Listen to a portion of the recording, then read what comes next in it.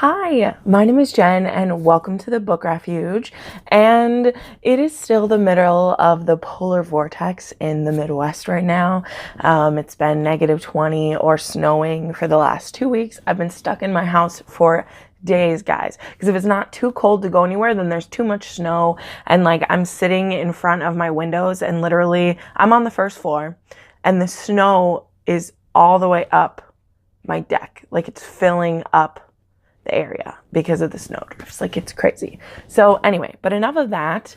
I today have a top 5 Wednesday video for you. I don't know if this will necessarily go up on the Wednesday that the rest of the group is doing it because I already had some scheduled content, but I really liked some of the topics for this month. If you don't know, Top 5 Wednesdays is a Goodreads group with prompts to make videos or blogs or anything about it. It's run by Samantha. I'll link it down below, and I just love her topics. And when I'm struggling to find something to put in one of my videos, I will generally go to this Goodreads group and get some ideas. So it's a really great prompt area if you're new to BookTube or just your book blog or whatever area that you're posting in. It's really great for. So these are Valentine's related. This one today, though, I think is really great because it's your top 5 independent women. So it's women who, though they may be in a relationship, don't let that relationship affect the decisions they make. And really their romance is kind of either an uplifting thing or not the main focus of the series. And I really like that, and I actually had a lot of fun picking who my ladies were. So let's get started with this. My first up, number 5, is Mia Corvair from Nevernight. This is anything but typical, but your badass assassin who has a goal. Her goal is to get revenge against the people who killed her family, and she's not going to let anything get in the way. So she goes to an assassin school called I think it's called the Red Church. Yeah, the Red Church. It's been a while since I read this book. Called the Red Church, where she learns all these different skills from poisoning to fighting to the arts of love to use on people. So more of the arts of sex, of how to manipulate people that way. And she does have a love interest, but that person definitely does not keep her from her goal. They are just, someone who's for fun for her, which, girl, you go, you get what you need. But I love that about Mia. And this is an adult fantasy. Just want to share that. The rest of these are young adult, but this one, hardcore in a lot of ways, especially violence, blood, abuse, and difficult training techniques, I'll say, that, in my opinion, verge on torture. But it's a great book. I love Jay Kristoff's writing. Even though this book is hard to get through for a lot of people, I love Mia. So I'm very excited for the third one to come out this year. Next, I picked Katie from the Illuminae Files. I don't have that one with me right now, so I'll put up a picture. At the beginning of this novel, Katie actually breaks up with her boyfriend on the day that their planet gets attacked. They end up on different spaceships that are in this conflagration of ships headed to safety, and they end up having to, try to save the galaxy kind of thing. And though they do work together, Katie has just broken up with her boyfriend, and they, definitely aren't on the best of terms in the beginning. And I feel like they work really well together without their romance getting in the way of anything. And so that's why I just want to hold up Katie. Katie is a hacker and an online activist who quickly has to use her skills to help save these spaceships that are working together, including battling / working with an artificial intelligence who runs the ships, who's amazing. Love those books. I'm going to try to maybe talk about them less this year, but no promises, because they will probably come up all the time. Number 3, I picked Nova from the Renegades. I absolutely love Nova. I love this series. They just put out the 3rd title in the Renegades trilogy, and it's called Supernova. And I'm so excited. This is Marissa Meyer's most current series. It's a young adult series about superheroes and supervillains, and it has a kick-butt main character named Nova who's trying to get revenge against the Renegades for what she believes is their fault that her parents are dead.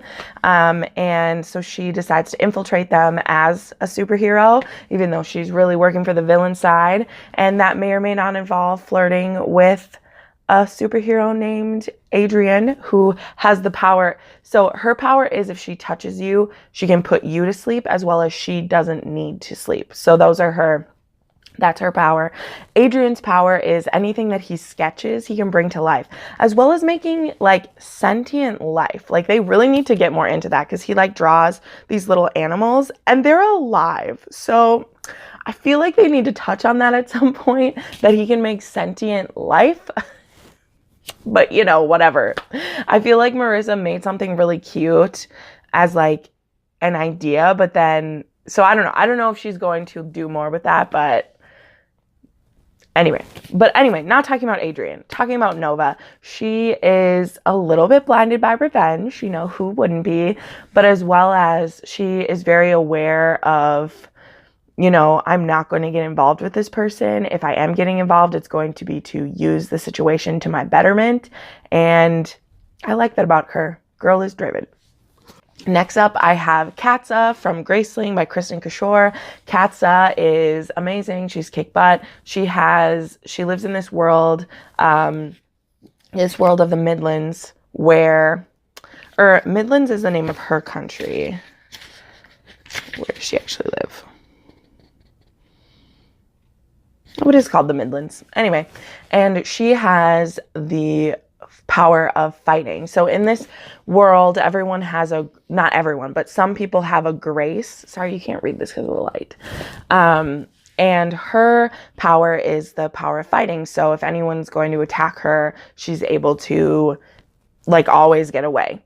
And she is the hand of the king, which is her uncle, and her uncle has been using her to carry out his justice / torture people and put fear in people's hearts for the last like 10 years. Since she was like 8, he was making her do this. And she finally realizes that maybe she doesn't need to be doing what the king told her to do anymore, and she could fight back. And there is a lot of other things going on in the country that I can't talk about, but the first part is it starts off as her doing justice for her uncle until she finds out that there's more going on in the country, and maybe she's the one who can do something about it. And there's a love story in here. It's one that I really do care about, but both of these characters put their love aside to save the country, and I love that about them. I love this book. I have a retro review for this book because I adore it. And yeah, Katza is the bomb.com. I just love her. And then finally, you know, I would be remiss, and this is actually going to show up on both of my lists because I believe that this character puts aside their love for the better of their country. Again, there's a theme here, but also has one of my favorite love stories. So it's like a double thing. And that is Leah from the Remnant Chronicles. I'm holding up the Beauty of Darkness, because this is where it really happens, in my opinion.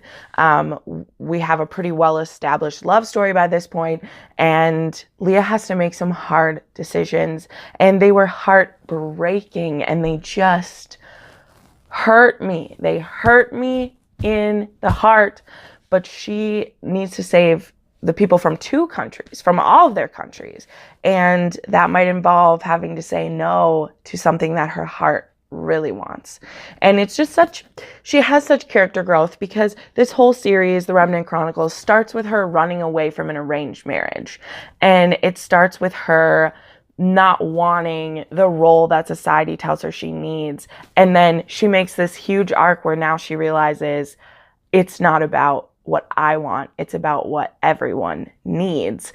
And I just freaking love her. If you haven't finished this series, you need to. I know the first book starts off a little slow and you're dealing with I mean, she's not superficial, but you're dealing with someone who's just had enough and she's giving up on all of that she's been raised. She's a princess and she's giving it all up. And that can be really kind of boring in the beginning because you're like, you're just running away from everything. But I'm telling you, it makes the payoff so good. And Leah is queen. And so for me, she is the independent woman of my heart. Like, I want to be cool like her when I grow up. So there you go. Those are my 5 favorite independent ladies. These are their series that they're in. Please check them out. I'd love to talk to you about it if you've read about them, if you agree, if you disagree with me. I would love that. But anyway, I hope you have a wonderful Valentine's week. I will put up a video soon about my favorite couples. And you know, at least one of these is in my favorite couples, as well as being my favorite independent woman, which it just goes to show you can have a great relationship and still have other things be more important. So anyway, thank you so much for watching. I put up new videos every Monday, Wednesday, and Friday. And if you'd like to watch some more, you can do it right now. Bye.